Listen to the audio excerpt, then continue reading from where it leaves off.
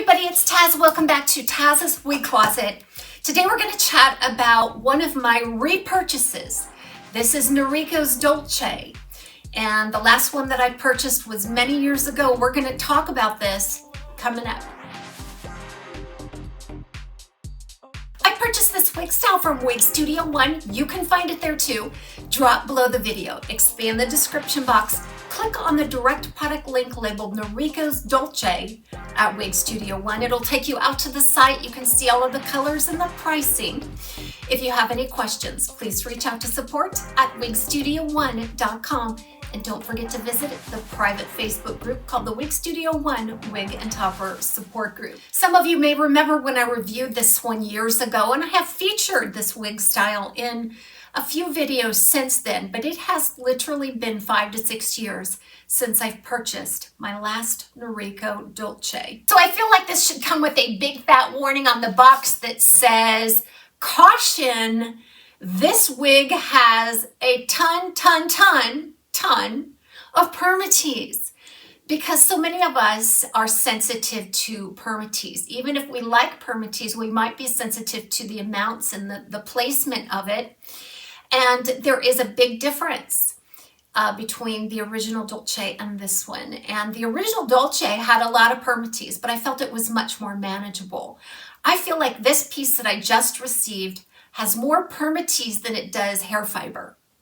So it just is the thick, pillowy, sort of Brillo pad type Permatease located at the bottom of this root at the cap. The Permatease is thick, it's cushiony, it's long, like there's a long amount of Permatease. I dug it out, I soaked it, I did everything I could, and I still have a really hard time working with it. So this is just something that can happen. Now, how do I know if this is just a one-off? I don't, because the last experience I had was five years ago, and I only have this new piece to work with and report on. But just remember how much Permatease there is, and if you're a brave soul and if you love Permatease, you shouldn't be afraid here. But I was just really stunned by how much Permatease and how actual little fiber there is. So when you have a ton of Permatease, bushy Permatease with very light density fiber, you're going to see Permatease. You're going to see Permatease. You're going to feel Permatease. Permatease is going to take center stage when it should not. There is no reason that this wig needs this much Permatease. Now, this is a short, voluminous, layered shag style. Okay, it doesn't get any more voluminous than Dolce by Noriko. And so that Permatease is there to keep this structure. It's there to keep this style.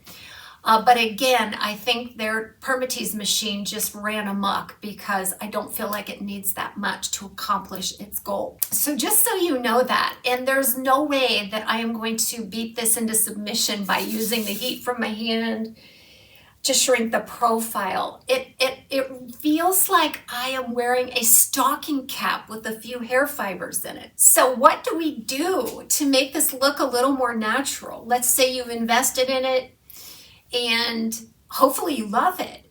But if you also find that this is just a bit much Permatease, then there are things you can do. First of all, I get in there with a wide tooth comb and I get down at the Permatease layer and I pull up. This separates the fiber from the Permatease. This one came with a deep cold set part right on the left.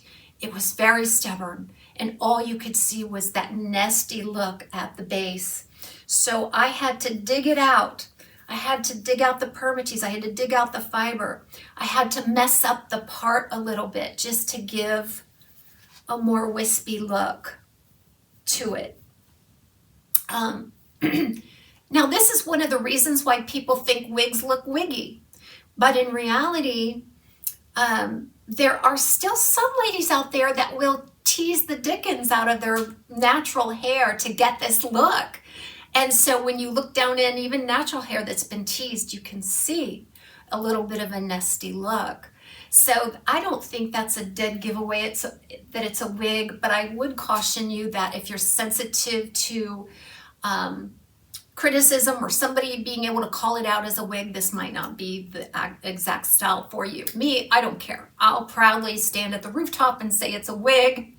It's a wig. Yay for wigs. And all kinds of options we have, and we're so blessed for that. But I just wanted to bring your awareness. Now, aside from that, I think it's a beautiful little shag style cut, right around 6 inches here on this fringe, about a 7-inch crown, and about a 2.8-inch nape. It has a nice wedge back. It has some waviness kind of sprinkled in, tons of layering, and the volume just really makes it look a little more sculpted. I still think you can get a good ear tuck. These Noriko styles, they have really nice coverage at the ear tab.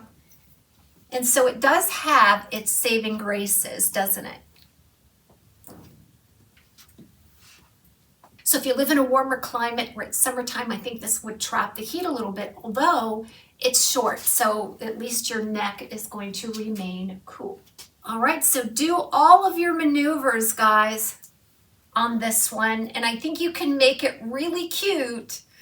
But again, this is my box warning that this has a ton of Permatease, and you need to be prepared for that. And thank you so much for joining me for a quick talk about my new Dolce by Noriko.